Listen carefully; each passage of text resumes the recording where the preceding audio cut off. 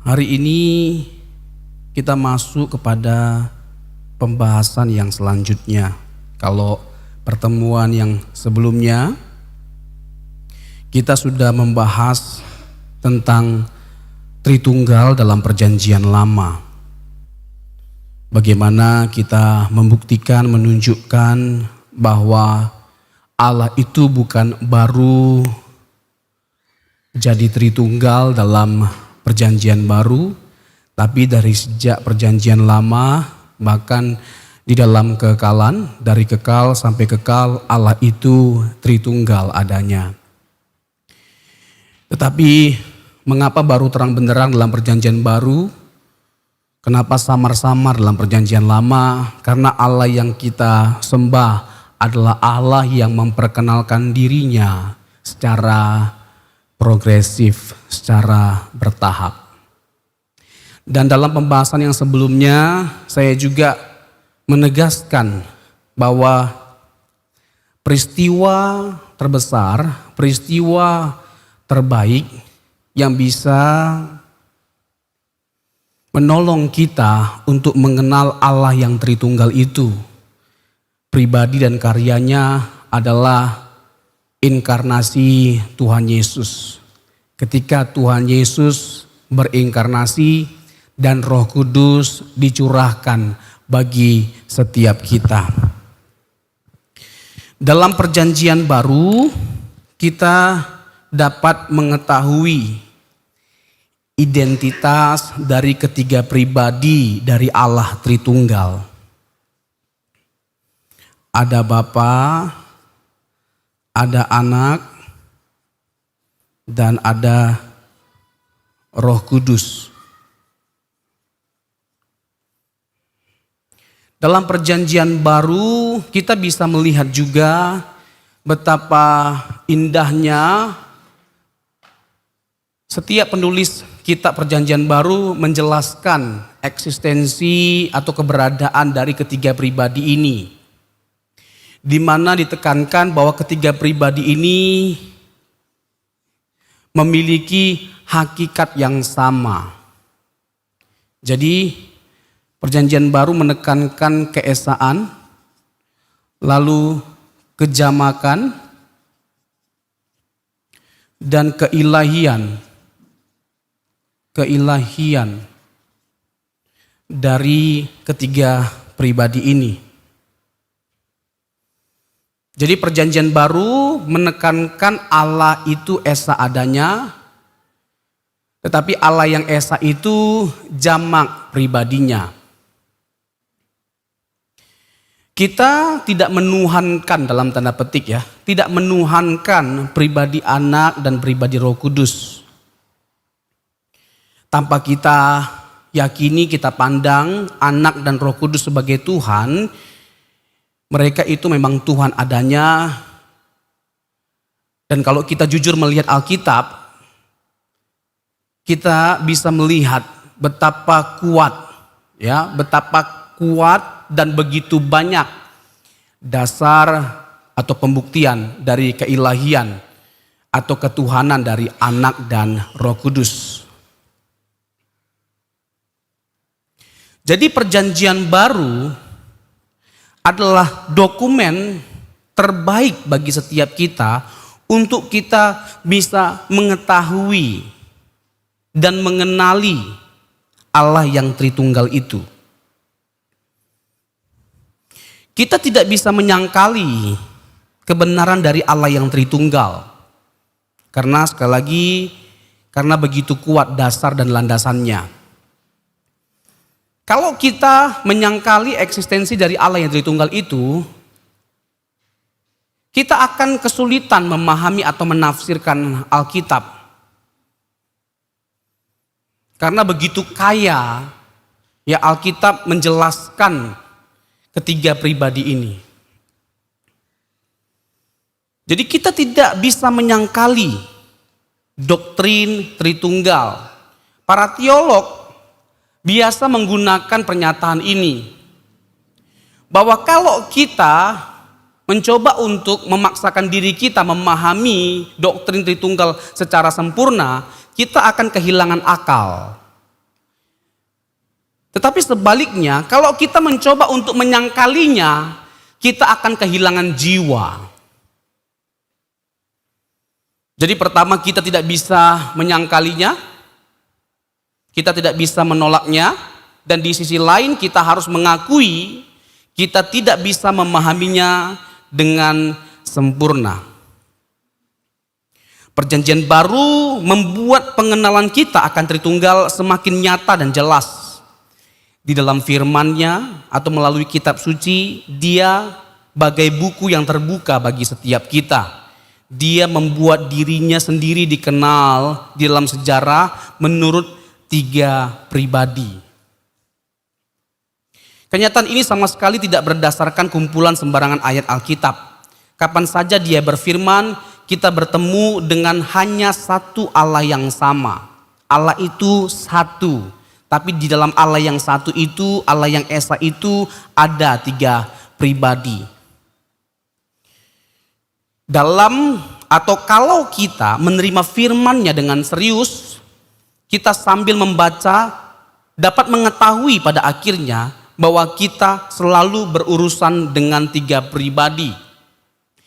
Salam pembuka dari surat-surat secara khususnya yang dituliskan oleh Paulus, bahkan juga rasul lain seperti Petrus, kita bisa melihat dalam salam pembuka mereka, dalam doa penutup mereka, ketritunggalan Allah itu terlihat nyata atau terlihat jelas.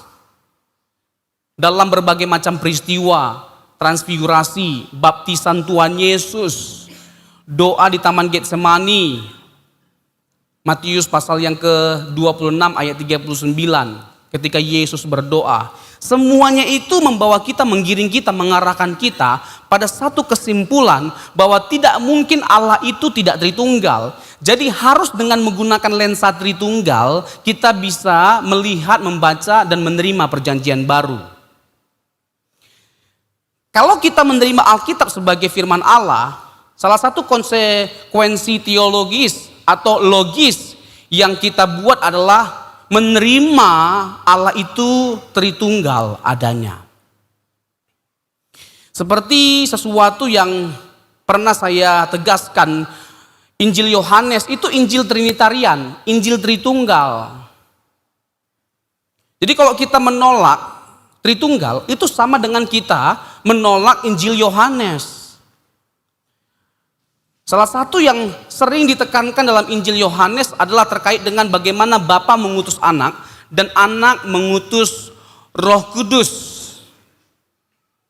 Kalau Dia tidak pergi, Yesus maksudnya, maka kita tidak akan bisa melihat, mengalami atau mengenali karya dan pribadi dari Roh Kudus. Dan doktrin Roh Kudus atau pneumatologi nanti akan secara khusus saya bahas.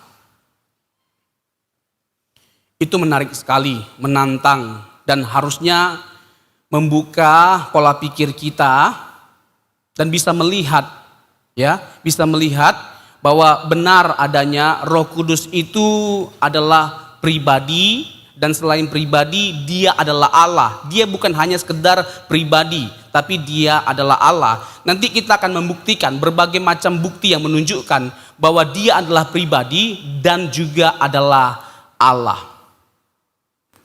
Dia adalah Allah. Dia bukan hanya sekedar sebuah energi atau tenaga listrik atau sekedar kuasa atau kekuatan Allah. Dia adalah pribadi. Jelas Alkitab secara khusus perjanjian baru mendistingsikan, membedakan pribadi Roh Kudus dengan Bapa dan Anak. Yohanes 15 ayat 25 dan 26. Di sana ditegaskan bahwa aku akan mengutus Roh Kudus yang keluar dari Bapa. Aku akan mengutus Roh Kudus yang keluar dari Bapa. Roh Kudus dan Yesus sama-sama berasal dari Bapa. Dan Roh Kudus pada akhirnya kita alami atau berdiam dalam diri kita ketika Yesus naik ke surga. Pendiaman Roh Kudus dalam diri setiap kita dalam konteks perjanjian baru itu bersifat kekal. Beda dengan perjanjian lama. Roh Kudus hanya tinggal dalam orang-orang tertentu saja. Dan itu pun bersifat temporer atau sementara. Makanya Roh Kudus itu bisa keluar masuk. Seperti dalam kasus Raja Saul. Tapi dalam konteks perjanjian baru, lewat kematian Tuhan Yesus, kita telah ditebus sehingga Roh Kudus itu bisa tinggal dan berdiam dalam diri kita. Itu dalam konteks setelah peristiwa penebusan atau karya keselamatan yang dikerjakan melalui anaknya yang tunggal. Efesus 4 ayat 30 di sana ditegaskan, janganlah kita mendukakan Roh Kudus. Janganlah kita mendukakan Roh Kudus. Ya, yang ada atau yang tinggal dalam diri kita menjelang hari keselamatan itu tiba. Dari situ saja sebenarnya dapat kita simpulkan bahwa Roh Kudus itu tidak mungkin hanya sekedar kekuatan. Dia adalah Roh Bapa, dia adalah Roh Allah, tetapi dibedakan dengan Bapa. Roh Bapa artinya dia berasal dari Bapa, tapi bukan berarti dia adalah Bapa. Roh Kudus itu pribadi yang berbeda dengan Bapa. Ini menjadi menarik, sekaligus juga kita akan menjawab berbagai macam kesalahpahaman dari orang banyak, bahkan para teolog. Nah, jadi kita harus mengerti dan memahami bahwa perjanjian baru benar-benar mengungkapkan Allah sebagai Tritunggal. Dan peristiwa inkarnasi Tuhan Yesus menjadi alasan atau argumentasi terkuat bagi setiap kita untuk menunjukkan bahwa ada kejamakan dalam pribadi Allah. Allah itu jamak pribadinya. Merupakan hal yang wajar jika bukti-bukti dalam perjanjian baru pasti lebih jelas daripada bukti-bukti dalam PL. Karena PB atau perjanjian baru mencatat inkarnasi anak Allah dan pencurahan Roh Kudus. Kisah Rasul pasal yang kedua. Ada beberapa bagian dalam Alkitab di mana ketiga pribadi itu disebutkan secara jelas. Misalnya, ya, tadi saya sudah singgung sedikit terkait dengan baptisan Tuhan Yesus, Lukas pasal yang ketiga, ayat 21 sampai 22. Bapa yang berbicara, ada Roh Kudus yang turun seperti atau dalam bentuk merpati, dan anak itu yang dibaptis, Yesus yang dibaptis. Di tempat yang sama, dalam waktu yang bersamaan, ada tiga pribadi yang muncul secara bersama-sama. Ada tiga pribadi yang muncul secara bersama-sama. Hal itu membuat kita berkesimpulan bahwa benar Allah itu jamak pribadinya. Allah kita nggak banyak. Meskipun Alkitab menekankan bahwa ada kejamakan dalam pribadi Allah, tapi Allah nggak pernah mengatakan bahwa Allah itu tiga, atau Allah itu banyak, atau Allah itu politeisme. Nah, prinsip ini juga harus kita pegang, hati-hati juga. Jangan kita terlalu condong kepada keesaan Allah atau terlalu banyak menekankan keesaan Allah sampai kita mengabaikan kejamakannya. Nanti kita terjebak pada apa? Politeisme atau triteisme. Seakan-akan Allah itu banyak. Dan itu kita juga sudah singgung dalam konteks perjanjian lama. Perjanjian lama secara khusus menekankan keesaan Allah. Keesaan Allah.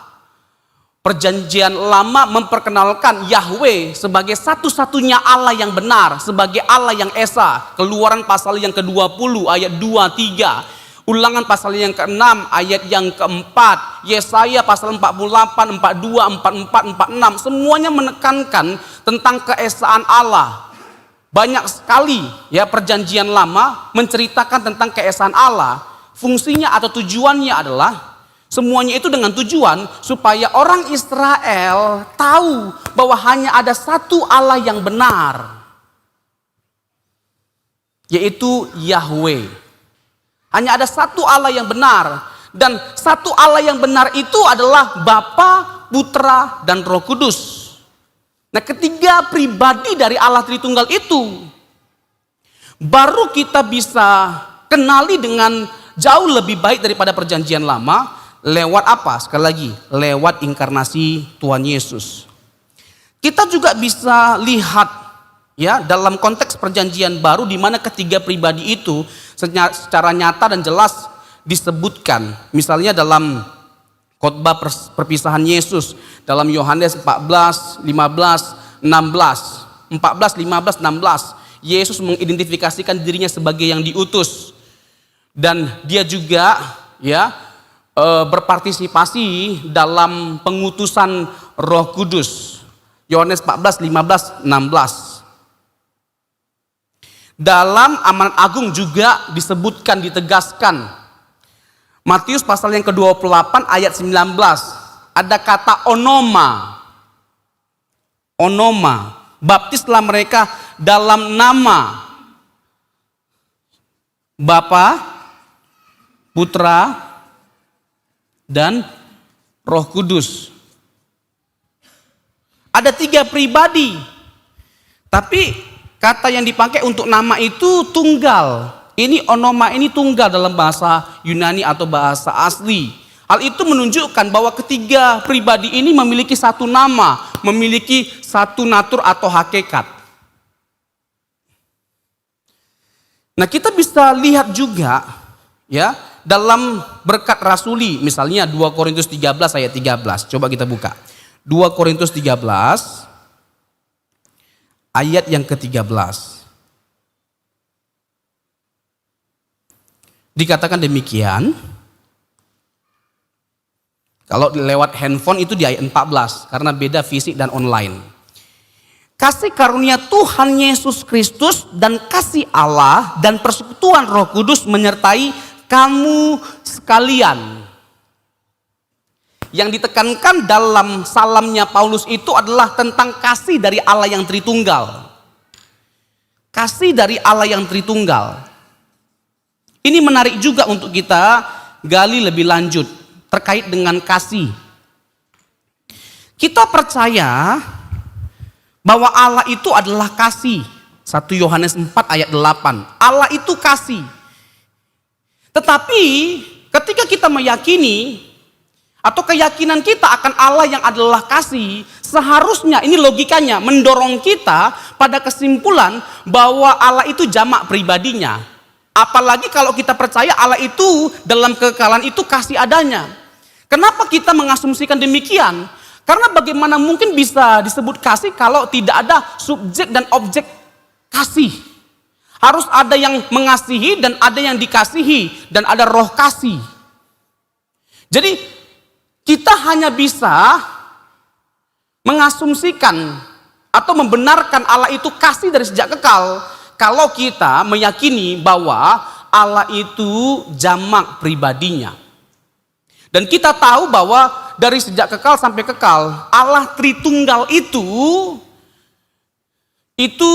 dikuasai oleh kasih yang sempurna. Bapa mengasihi anak, anak mengasihi Roh Kudus, demikian juga selanjutnya.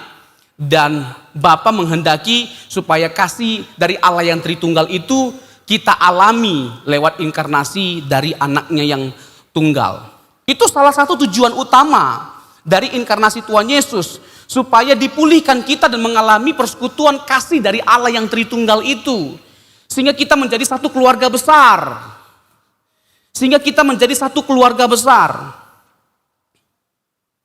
Kasih karunia Tuhan Yesus Kristus dan kasih Allah dan persekutuan Roh Kudus menyertai kamu sekalian.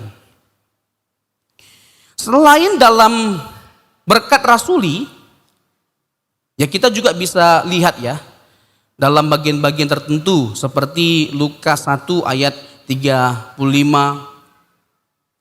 1 Korintus 12 ayat 4 dan 6. Coba kita buka 1 Korintus 12.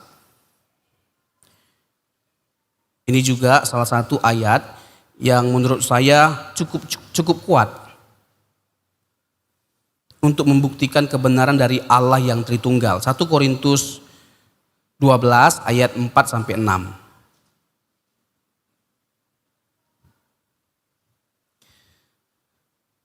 Ada rupa-rupa karunia tetapi satu roh, dan ada rupa-rupa pelayanan tetapi satu Tuhan. Dan ada berbagai-bagai perbuatan ajaib, tetapi Allah adalah satu yang mengerjakan semuanya dalam semua orang. Di ayat yang ketiga itu dijelaskan tentang bagaimana mungkin kita bisa percaya Yesus kalau tidak melalui pekerjaan Roh Kudus. Jadi kita bisa percaya Yesus itu karena pekerjaan Roh Kudus. Bukan karena kecakapan kita sebagai seorang teolog, bukan karena kecakapan kita sebagai seorang penginjil. Atau sehebat apapun kita, bukan karena kehebatan kita seseorang bisa menjadi percaya. Itu pekerjaan Roh Kudus.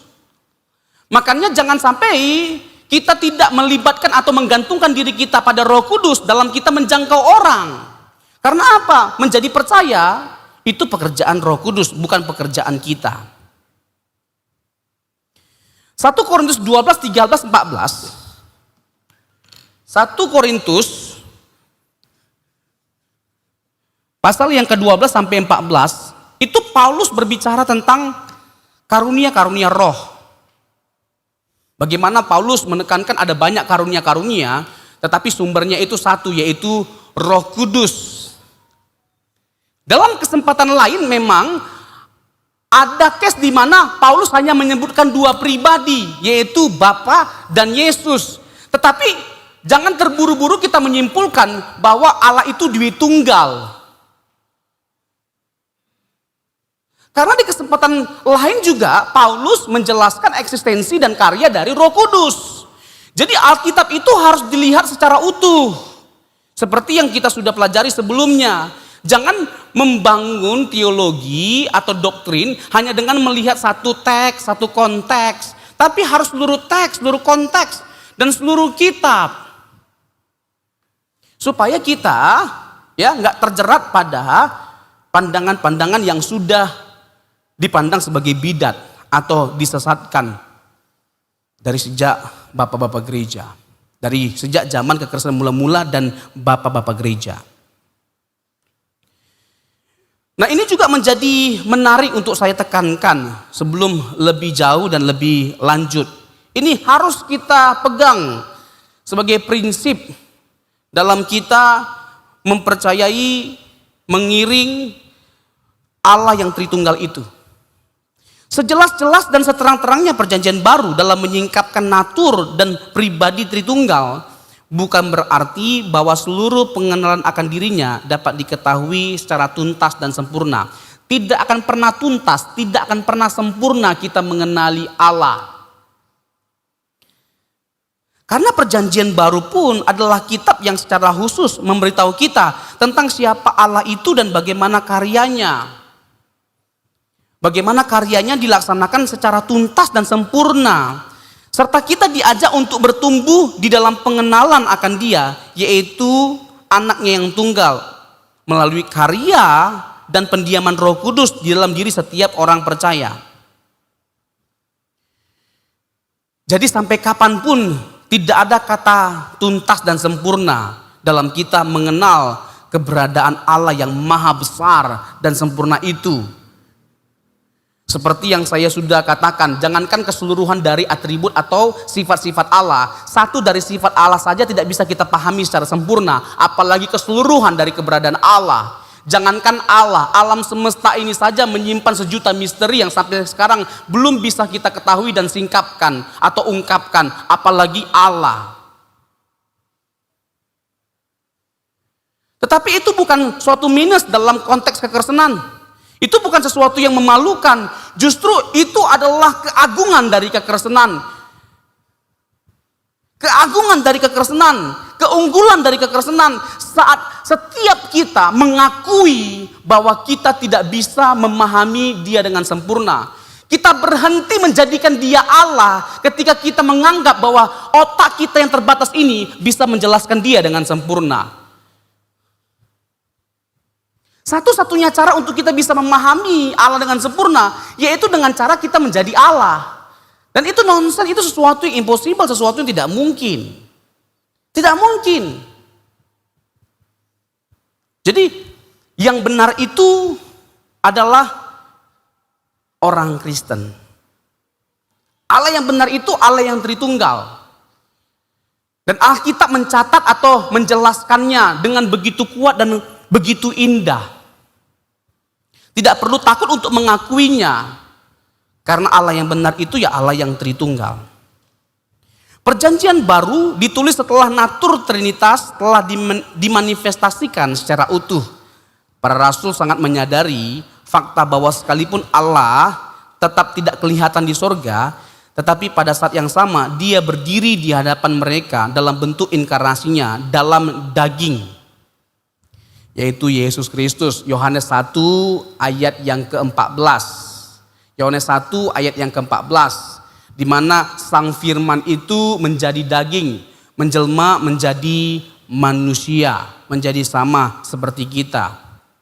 Dalam segala hal dia disamakan dengan manusia. Ibrani pasal yang ke-5, 7, ayat 8, Ibrani 2 ayat yang ke-17 ditegaskan di sana. Di nas-nas Alkitab seperti Lukas 3 ayat 22, ya, kita melihat bagaimana pribadi dari Allah yang Tritunggal itu benar-benar termanifestasikan dalam kesadaran para rasul. Kita juga bisa melihat dalam peristiwa transfigurasi Tuhan Yesus, ya, dalam Matius pasal yang ke-17. Bagaimana Petrus melihat kemuliaan Allah, kemuliaan Yesus Kristus. Kemuliaan Yesus Kristus, dan kitab Wahyu juga menjelaskan hal yang sama. Bagaimana kemuliaan yang ada pada Yesus itu sama dengan kemuliaan yang ada pada Allah atau pada Bapa. Para rasul tidak memiliki kemungkinan lain kecuali mengakui bahwa Allah sejati yang hidup itu bereksistensi di dalam 3 pribadi. Bereksistensi di dalam 3 pribadi. Kita harus ingat bahwa orang Yahudi itu adalah penganut monoteisme ketat. Sekalipun saya sudah menguraikan bahwa di dalam perjanjian lama pun sudah ada indikasi yang menunjukkan Allah itu jamak pribadinya. So the question is, pertanyaannya adalah mengapa mereka tidak percaya seperti kita percaya akan Allah yang Tritunggal? Karena pikiran mereka itu sudah dikuasai, ya, oleh pengakuan iman mereka. Allah itu satu dalam pengertian matematika, satu hakikatnya dan satu pribadinya. Sehingga mereka nggak bisa melihat gitu loh kebenaran yang tertuang di dalam perjanjian lama. Mereka tidak bisa melihat kebenaran itu. Selain itu, jadi ada presuposisi, ada teks. Ada presuposisi, ada teks. Seharusnya teks itu yang berbicara terlebih dahulu, bukan presuposisi. Nah, kebanyakan orang sudah punya asumsi, sudah punya premis dalam membangun sebuah doktrin. Sehingga ketika dibaca Alkitab pun dia mencari ayat-ayat yang mendukung asumsinya, premisnya. Nah, yang begini-begini susah. Seharusnya kita biarkan Alkitab itu berbicara apa adanya tentang dirinya. Dan biarkan Alkitab itu berbicara sendiri tentang setiap teks yang tertulis itu. Nah, itu baru benar dalam kita membangun sebuah teologi atau doktrin. Matius akan membuat kesalahan dalam pengungkapannya jika salah satu dari 2 berikut ini adalah benar. Jika Bapa, Putra, dan Roh Kudus tidak memiliki keberadaan yang identik.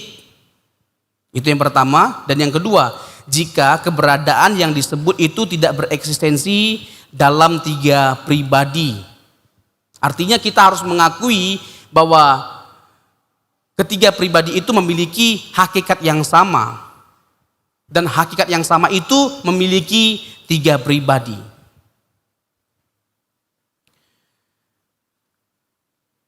Perjanjian baru menekankan keesaan dan kejamakan Allah, dua-duanya. Keesaan Allah bisa kita buka ayat-ayatnya seperti yang saya janjikan tadi. Keesaan Allah itu bisa dilihat dalam beberapa teks dalam perjanjian baru. Misalnya Markus pasal yang ke-12 ayat 19, ayat 29 sampai 30. Markus pasal yang ke-12 ayat 29. sampai ayat yang ke-30. Jawab Yesus, hukum yang terutama ialah, dengarlah hai orang Israel, Tuhan Allah kita, Tuhan itu Esa. Kasihlah Tuhan Allahmu dengan segenap hatimu dan dengan segenap jiwamu dan dengan segenap akal budimu dan dengan segenap kekuatanmu. Ayat 29 itu adalah ayat kutipan dari Ulangan 6 ayat yang keempat. Jadi Yesus menegaskan bahwa Allah itu Esa. Lalu Lukas pasal yang keempat ayat yang ke-8. Lukas pasal yang keempat ayat yang ke-8. Tetapi Yesus berkata kepadanya, ada tertulis, engkau harus menyembah Tuhan Allahmu dan hanya kepada Dia sajalah engkau berbakti. Engkau harus menyembah Tuhan Allahmu. Ini jelas mengungkapkan, menegaskan bahwa Allah itu Esa adanya. Lalu 1 Timotius 1 ayat yang ke-17. Hormat dan kemuliaan sampai selama-lamanya bagi Raja segala zaman, Allah yang kekal, yang tak nampak, yang Esa. Amin. Esa. Lalu pasal yang keduanya masih di surat yang sama, ayat yang ke-5, 1 Timotius 2 ayat yang ke-5. Karena Allah itu Esa, dan Esa pula Dia yang menjadi pengantara antara Allah dan manusia, yaitu manusia Kristus Yesus. Manusia Kristus Yesus. Allah itu Esa, pengantaranya pun harus Esa. Ya, itu bukan hakikat yang lain, itu hakikat yang sama, yaitu Yesus Kristus. Nah, dalam Yakobus 2 ayat 19, ini juga merupakan satu ayat yang menekankan keesaan Allah. Yakobus 2 ayat yang ke-19. Engkau percaya bahwa hanya ada satu Allah saja, itu baik. Tetapi setan-setan pun percaya akan hal itu dan mereka gemetar. Jadi ternyata setan-setan itu pun penganut monoteisme. Setan itu percaya Allah itu monoteisme. Tetapi sekaligus juga setan-setan sendiri mengakui Allah yang monoteisme itu jamak pribadinya, meskipun tidak secara eksplisit. Misalnya kalau kita lihat dalam Matius pasal yang ke-8. Matius pasal yang ke-8 itu adalah pasal yang menceritakan tentang kekuasaan Tuhan Yesus. Dia berkuasa atas sakit penyakit, Dia berkuasa atas alam dengan menaklukkan badai yang bergelombang, dan Dia berkuasa atas kuasa kegelapan. Waktu roh-roh jahat itu melihat Yesus, mereka ketakutan. Apa urusanmu, anak Allah yang maha tinggi? Apakah engkau hendak menghakimi kami sebelum waktunya? Itu menjadi sebuah indikasi yang menunjukkan bahwa setan atau roh-roh jahat itu tahu bahwa Yesus itu adalah Allah. Dia bagian dari Allah yang monoteisme itu. Allah yang monoteisme itu. Apa urusanmu anak Allah yang maha tinggi? Jadi anak Allah menunjukkan, mengungkapkan bahwa Yesus itu adalah Allah sepenuhnya. Kata anak manusia menunjukkan bahwa Yesus itu adalah manusia sepenuhnya. Dan bukan hanya sekedar itu, roh-roh jahat itu juga mengakui bahwa Yesus inilah yang akan menghakimi semua makhluk yang ada. Entah itu manusia maupun roh-roh jahat. Manusia dan roh-roh jahat. Dan kalau kita mengakui Yesus itu adalah hakim dan agama tetangga kita juga mengakuinya. Pertanyaannya, karakteristik apa atau ciri-ciri apa yang harus dimiliki oleh seorang hakim atas seluruh dunia? Karena gini, dia bukan hanya akan menghakimi yang tampak, yang kelihatan, tapi juga yang tidak kelihatan. Kita berdosa bukan hanya lewat perbuatan, tapi juga dalam batin dan pikiran. Jadi kualifikasi yang harus dimiliki oleh seorang hakim atas seluruh dunia itu maha tahu dan maha bijaksana. Dia tidak bisa tidak maha bijaksana, dia harus maha bijaksana. Dia harus bisa menilik kedalaman hati dari setiap kita. Jadi bukan menghakimi apa yang tampak, tapi juga yang tidak tampak. Bagaimana mungkin kita tidak mempercayai bahwa hakim itu juga adalah Tuhan. Karena dia harus memiliki sifat-sifat ilahi, karakteristik ilahi atau Allah. Nah, kejamakan pribadi Allah juga kita bisa lihat dalam beberapa teks. Nah, saya akan suguhkan beberapa teks untuk menunjukkan bahwa benar Alkitab itu memiliki dasar yang kuat terkait dengan keesaan dan kejamakan pribadi Allah. Tadi saya sudah singgung terkait dengan Matius pasal yang ke-28, onoma. Lalu 1 Petrus 1 ayat 2, 1 Petrus 1 ayat 2. Ini di salam pembuka dari Rasul Petrus. Yaitu orang-orang yang dipilih sesuai dengan rencana Allah Bapa kita dan yang dikuduskan oleh Roh.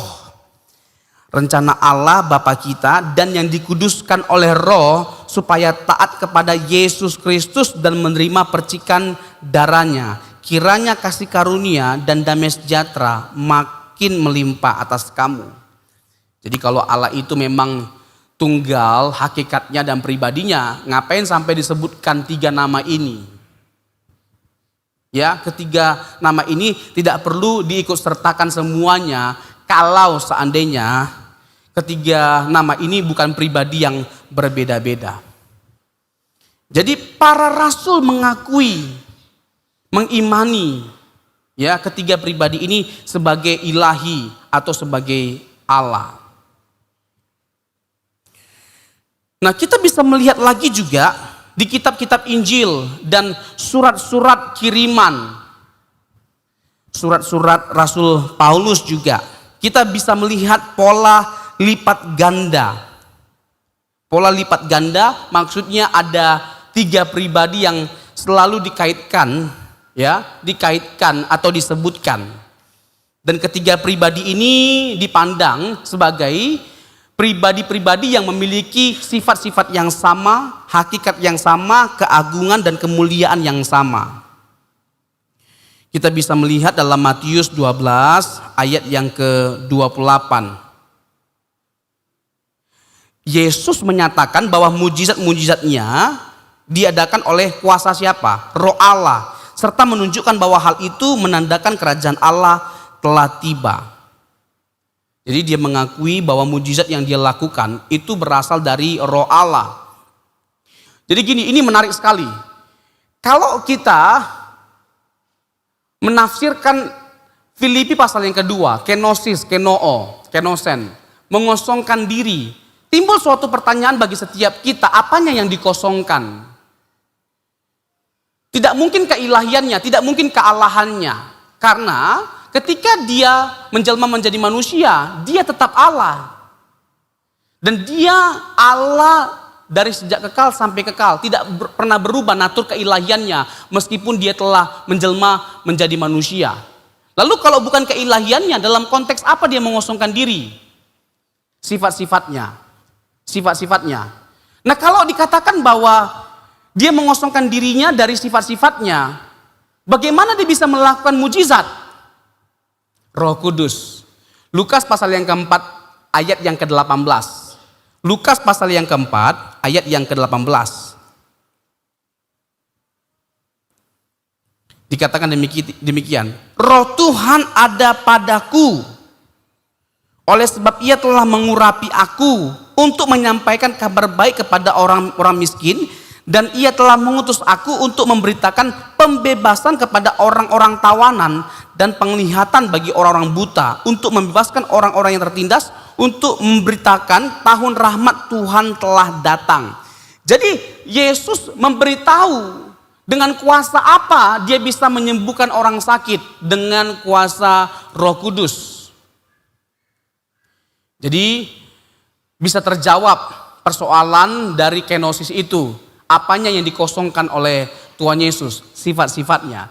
Tetapi sekalipun dia mengosongkan dirinya dari sifat-sifatnya seperti omnipresent, omnipotence, omniscience, bukan berarti dia tidak bisa melakukan mujizat. Dia melakukan mujizat melalui pribadi dan kuasa Roh Kudus. Matius 24 ayat 36.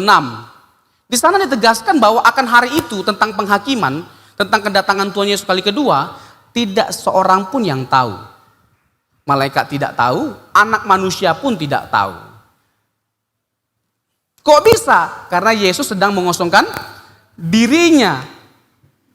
Yesus sedang mengosongkan dirinya dari yang maha tahu, rela menjadi tidak maha tahu dalam kemanusiaannya yang terbatas. Dalam kemanusiaannya yang mengosongkan diri. Dari maha hadir, rela menjadi tidak maha hadir dalam kemanusiaannya yang mengosongkan diri. Sehingga ketika dia hadir di Yerusalem 2000 tahun yang lalu, dia hanya ada di Yerusalem, dia tidak ada di mana-mana. Karena apa? Karena dia mengosongkan diri. Nah, kita juga bisa melihat pola lipat ganda ini ya dalam pernyataan Yesus bahwa dia akan mengirim janji Bapa kepada para murid. Itu Lukas pasal yang ke-24 ayat 49. Khotbah yang disampaikan Petrus pada hari Pentakosta juga menghubungkan ketiga oknum ini sesudah ia ditinggikan oleh tangan kanan Allah dan menerima Roh Kudus yang dijanjikan itu. Maka dicurahkannya apa yang kamu lihat dan dengar di sini. Ditegaskan dalam Kisah Rasul 2 ayat 33 dan ayat 38. Bertobatlah dan hendaklah kamu masing-masing memberi dirimu dibaptis dalam nama Yesus untuk pengampunan dosamu, maka kamu akan menerima karunia Roh Kudus. Jadi kesatuan, kejamakan dan keilahian dari ketiga pribadi Allah yang esa itu sangat kuat dan jelas diungkapkan oleh perjanjian baru. Dalam Injil keempat secara khusus, ini saya terangkan lebih lanjut. Dalam Injil keempat atau yang disebut dengan Injil Yohanes, Matius, Markus, Lukas. Matius, Markus, Lukas itu disebut sebagai Injil sinoptik. Kata sinoptik itu dari dua kata, sin dan optik. Sin itu artinya bersama-sama, optik itu artinya memandang. Jadi memandang, melihat secara bersama-sama. Jadi kalau Bapak Ibu membaca Injil Matius, Markus, Lukas, Bapak Ibu akan melihat banyak cerita yang sama. Banyak peristiwa yang sama yang diceritakan oleh ketiga dari Injil ini. Makanya disebut ketiga Injil ini sebagai Injil sinoptik. Karena Injil yang menceritakan hal-hal atau peristiwa yang sama tentang pribadi dan perbuatan atau karya dari Tuhan Yesus. Tapi Injil Yohanes itu berbeda, sangat sedikit sekali hal yang sama yang dia ungkapkan seperti yang diungkapkan oleh Injil sinoptik. Nah, Injil Yohanes itu adalah Injil yang menekankan keilahian Tuhan Yesus, kealahan Tuhan Yesus. Nah, salah satu hal yang juga menarik untuk kita bahas adalah ketika Yohanes tidak menaruh atau menjelaskan silsilah dari Tuhan Yesus seperti Matius dan Lukas. Kenapa tidak perlu? Karena Allah itu nggak punya silsilah, Allah itu nggak punya awal, Allah itu kekal adanya, sehingga Yohanes tidak menjelaskan tentang silsilah dari Tuhan Yesus. Yohanes menekankan kristologi atas, high kristologi, karena dia langsung memulai dari Yesus yang berasal dari atas, Yesus yang dari atas. Pada mulanya adalah firman, firman itu bersama-sama dengan Allah, dan firman itu adalah Allah. Pada mulanya adalah firman. Firman itu bersama-sama dengan Allah. Firman itu bersama-sama dengan Allah. Tetapi dia bukan hanya pros bersama-sama atau berhadap-hadapan, dia juga adalah Allah. Jadi Yohanes mengungkapkan supremasi dari Tuhan Yesus, bahwa Tuhan Yesus itu di atas segala-galanya, melebihi dari segala-galanya, superioritas dari Tuhan Yesus. Dan sekali lagi di Injil Yohanes diungkapkan, ya, ini Injil yang paling kuat, kitab yang paling kuat dalam menceritakan atau berbicara tentang ketritunggalan Allah. Jadi kalau kita bicara tentang perjanjian baru, kitab atau Injil yang paling kuat berbicara tentang ketritunggalan Allah itu Injil Yohanes. Makanya berat sekali untuk kita menolak doktrin ini. Jadi ini bukan sesuatu yang dikarang-karang. C.S. Lewis pernah berkata demikian, kalau mau dikarang-karang, Mbah, tidak usah yang rumit-rumit. Ini kan Tritunggal, ini kan terlihat dan terdengar rumit. Sulit untuk dipahami. Tapi hal itu menunjukkan bahwa memang Dengan apa adanya, dengan kepolosan, dengan ketulusan, bapak-bapak gereja merumuskan doktrin ini. Ini bukan sesuatu yang dikarang-karang. Ya kata C.S. Lewis ya, kalau memang mau dikarang-karang yang mudah aja. Bilang aja Allah itu satu pribadinya, satu hakikatnya. Udah selesai, tidak ada perdebatan. Tapi justru dengan kita menyimpulkan seperti ini, muncul berbagai macam perdebatan. Dan yang kedua, yang paling penting dan yang paling mengerikan, Alkitab itu tidak bisa make sense untuk dibaca, sulit untuk diterima dan ditafsirkan. Karena mengungkapkan kebenaran dari Allah yang berbeda-beda pribadinya, tapi mereka esa. Sesulit apapun kita menangkap ini, sesulit apapun kita memahaminya, tidak ada alasan untuk kita menyangkalinya. Garis bawahi sekali lagi, sesulit apapun kita menangkap, memahami doktrin dari Tritunggal ini, tidak ada alasan untuk kita menolak atau tidak mempercayainya. Tidak mempercayai, tidak menerima doktrin dari Tritunggal ini sama dengan kita membuang Injil atau kitab perjanjian baru, bahkan keseluruhan kitab. Karena saya sudah tegaskan dalam pertemuan yang sebelumnya terkait dengan Tritunggal dan perjanjian lama, bahwa dari sejak kitab pertama, pasal yang pertama pun dari kitab kita sudah terlihat benih dari Allah yang Tritunggal itu. Keesaan dan kejamakannya itu termaktub dalam kitab yang pertama, yaitu kitab Kejadian, di pasal yang pertama dari Kejadian 1 ayat 1 sampai 3. Kejadian 1 itu berbicara tentang Bapa, Kejadian 2 berbicara tentang Roh Kudus, Kejadian 1 ayat 2 itu berbicara tentang Roh Kudus, Roh Allah melayang-layang, dan Kejadian 1 ayat 3 Allah berfirman. Jadi Allah menciptakan segala sesuatu dengan firman-Nya, yaitu Yesus Kristus. Lalu dikatakan di ayat 26, baiklah kita. Baiklah kita. Jadi di pasal yang sama, di kitab yang sama, kita sudah bisa melihat bagaimana Allah yang Tritunggal itu ditegaskan di sana. Nah, masih banyak lagi ayat-ayat yang terlihat ya dalam perjanjian baru, begitu kaya.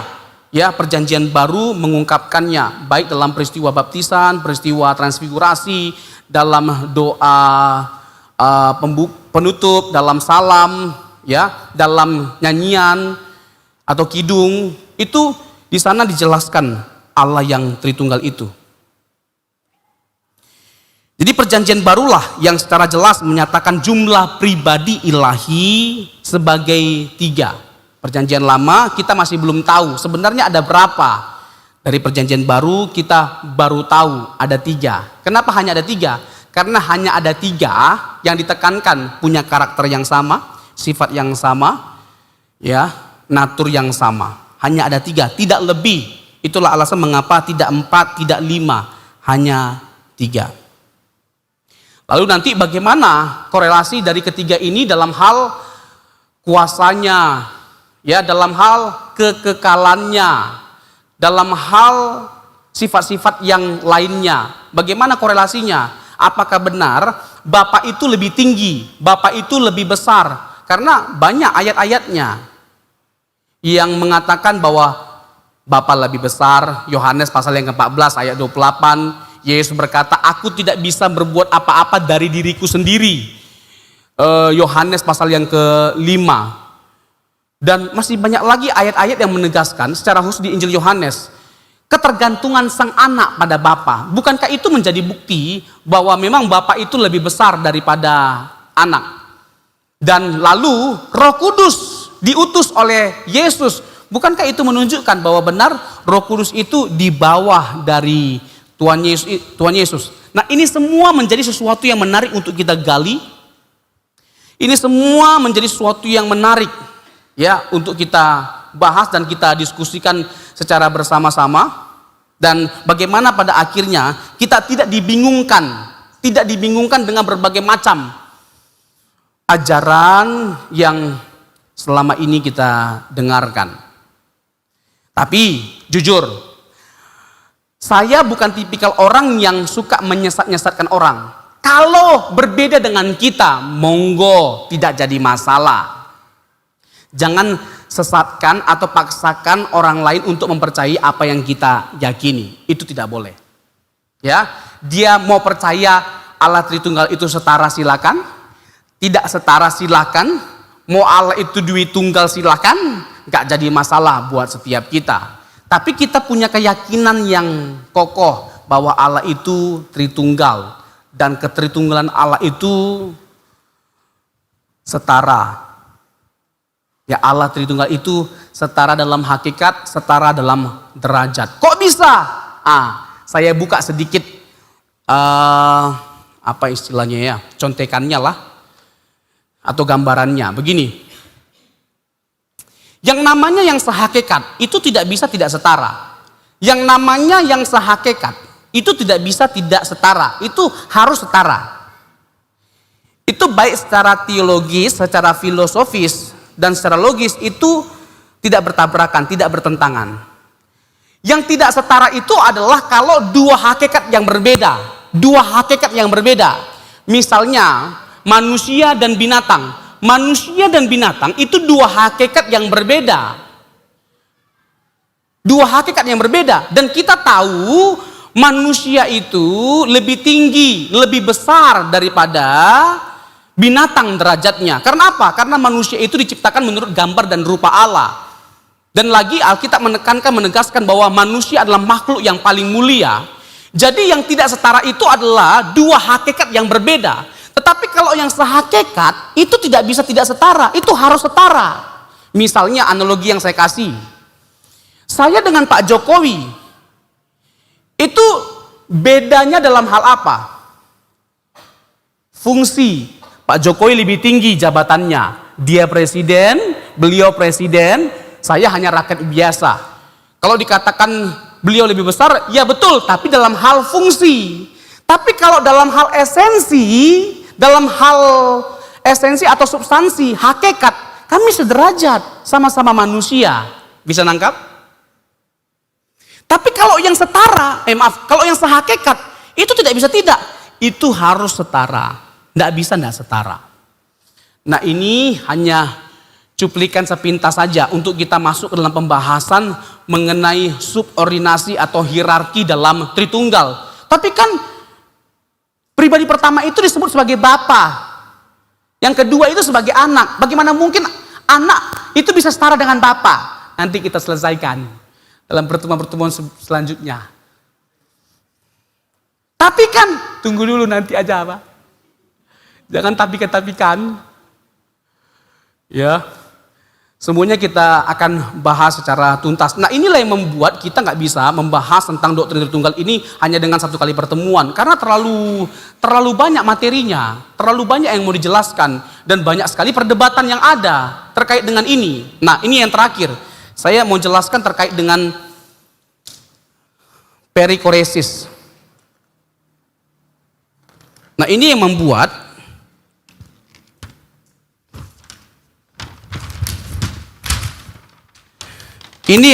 atau yang menjadi keunggulan dari konsep atau doktrin Allah kita. Perikoresis. Aduh, istilah apa lagi nih ya?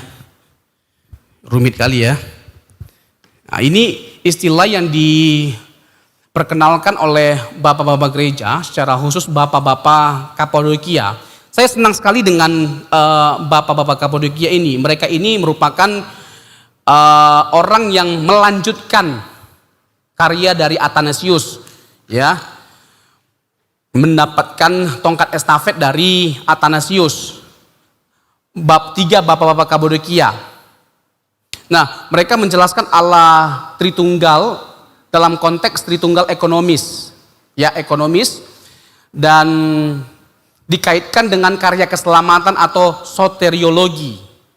Jadi Allah Tritunggal itu, ini menarik sekali ya, ketika kita mencoba untuk membaca dan memahami pemikiran mereka. Allah yang Tritunggal itu bisa dipahami pada akhirnya lewat karya keselamatan yang dikerjakan Sang Anak. Nah, lebih-lebih lagi ketika kita masuk kepada pemikiran mereka yang lain terkait dengan perikoresis. Nah, perikoresis itu berbicara tentang apa? Saling tinggal dan saling mendiami, saling bersekutu dan saling mendiami dari Allah Tritunggal itu. Saling tinggal ya, saling bersekutu dan saling mendiami. Hal ini menunjukkan bahwa ketiga pribadi dari Allah Tritunggal itu sempurna dalam segala hal. Mereka sempurna dalam persekutuannya, sempurna dalam karyanya, sempurna dalam kasihnya. Mereka sempurna dalam segala hal, dalam sifat-sifatnya mereka sempurna. Tidak ada karya atau pekerjaan yang tidak dikerjakan secara bersama-sama, secara tidak bersama-sama. Semuanya dikerjakan secara bersama-sama. Misalnya nih ya, ini mungkin Bapak Ibu pernah mendapatkan penjelasan dari Tunggal seperti ini. Bapa diidentikan sebagai apa? Sang Pencipta. Lalu Yesus diidentikan sebagai apa? Sang Penebus. Kalau Roh Kudus disebut sebagai Sang Penolong. Bapa untuk membedakan ketiga pribadi ini, nah dibuat seperti ini analoginya. Bapa disebut sebagai Sang Pencipta, Yesus sebagai Penebus, Roh Kudus sebagai Penolong. Bisa-bisa aja sih, karena memang ayat-ayatnya ada, tapi nggak sepenuhnya tepat. Karena apa? Karena Anak dan Roh Kudus juga terlibat dalam peristiwa penciptaan, karya penciptaan. Nah, terkait dengan keselamatan, karya keselamatan, Bapa dan Roh Kudus juga terlibat, bukan hanya anak. Bapa yang memberikan komando, Bapa yang memberikan perintah. Makanya dikatakan oleh Tuhan Yesus dalam Injil Yohanes, Bapa mengutus aku. Jadi Bapa yang memberikan perintah. Nah, ada satu musyawarah dalam kekekalan dari pribadi Allah yang jamak itu untuk menyelamatkan umat manusia. Itu ide Bapa. Lalu dieksekusi oleh siapa? Tuhan Yesus. Nah, yang melanjutkan karya itu sampai pada akhirnya siapa? Roh Kudus. Nah, kehadiran dari Bapa dan Anak itu diwakilkan oleh Roh Kudus. Bapa dan Anak itu maha hadir nggak? Halo Bapak Ibu, Bapa dan Anak itu maha hadir nggak? Anak maha hadir nggak? Di mana 2 atau 3 orang berada, di situ aku hadir. Itu menunjukkan kemahadiran Allah. Tapi itu konteksnya dalam penyelesaian sebuah perselisihan, bukan ibadah. Iya. Ibadah, bukan ibadah sayangnya. Nah, yang selanjutnya dalam konteks apa? Matius pasal yang ke-28, aku akan menyertai engkau sampai kesudahan zaman. Kalau dia tidak maha hadir, bagaimana dia bisa berjanji untuk menyertai kita? Manusia bermiliar-miliar, bukan hanya berjuta-juta, bermiliar-miliar. Hanya dengan dia maha hadir, baru dia bisa menyertai kita sampai kesudahan zaman. Nah, Bapa dan Anak itu maha hadir. Tapi ketika Yesus naik ke sorga, kemahadiran Bapa dan Anak diwakilkan oleh kehadiran Roh Kudus. Roh Kudus itu satu. Tapi dia bisa hadir di mana-mana. Loh, kok bisa? Karena dia Allah. Allah itu omnipresent, maha hadir. Pertanyaan saya, setan maha hadir enggak? Setan maha hadir enggak? Di sini ada setan enggak?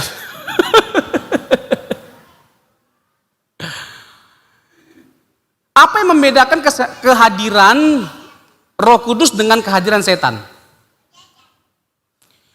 Allah itu maha hadir, Roh Kudus itu bisa hadir di mana-mana dalam waktu yang bersamaan. Roh Kudus itu bisa hadir di mana-mana dalam waktu bersamaan. Setan bisa hadir di mana-mana, tapi tidak dalam waktu yang bersamaan. Itu perbedaan antara kehadiran Roh Kudus dengan setan. Jadi bisa nggak dia dalam sekejap setelah dari sini langsung ke Amerika? Nggak bisa. Langsung ke rumah kita sebelum kita sampai? Bisa juga. Dalam waktu singkat, bisa. Tapi dia nggak bisa hadir di mana-mana dalam waktu bersamaan. Hal itu hanya bisa dimungkinkan oleh Allah sendiri karena Allah itu memiliki sifat maha hadir. Jadi perikoresis ini bicara tentang keindahan dari natur Allah yang sempurna, keindahan dari sifat-sifat Allah, keindahan dari keharmonisan Allah. Allah itu Esa, Yohanes pasal yang ke-17.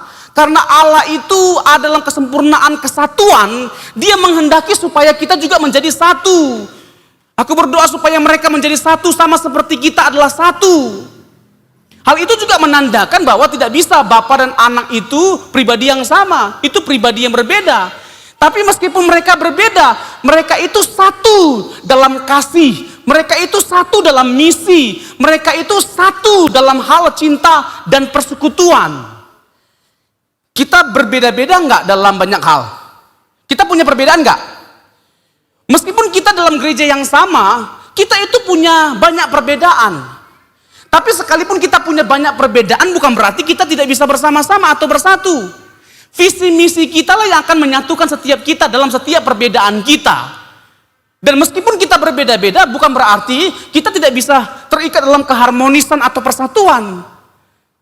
Nah, hal ini telah direfleksikan oleh Allah Tritunggal dalam kekekalan.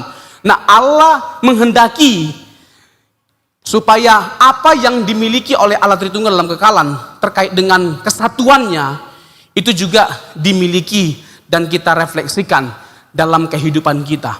Dalam setiap perbedaan kita boleh melihat visi yang sama untuk kita bisa berjalan bersama-sama. Sekian kebenaran firman Tuhan. Tuhan Yesus memberkati.